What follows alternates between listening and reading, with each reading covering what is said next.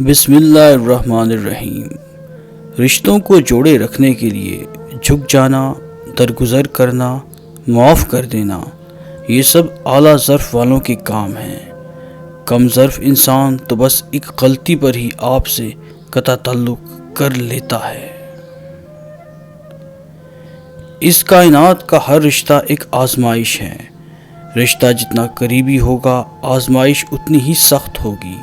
آزمائش میں سرخرو ہونا چاہتے ہو تو ہر رشتے کی محبت سے پہلے اپنے دل کو رب کی محبت کے حوالے کر دو۔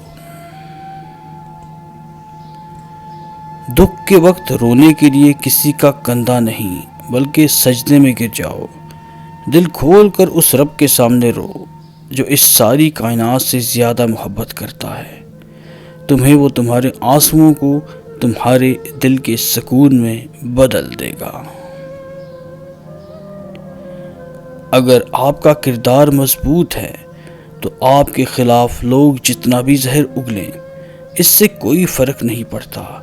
مطمئن رہیں کہ وقت سب کا حساب برابر کر دیتا ہے۔ رشتوں کے ٹوٹنے کی سب سے بڑی وجہ ہماری انا ہے۔ ہم یہی چاہتے ہیں بس کہ سامنے والا جھک جائے، ہم کیوں جھکیں؟ اس انا نے بہت کچھ توڑ کر رکھ دیا ہے۔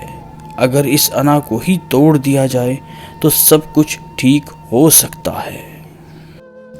جو سہنا سیکھ جاتے ہیں وہ کہنا چھوڑ دیتے ہیں۔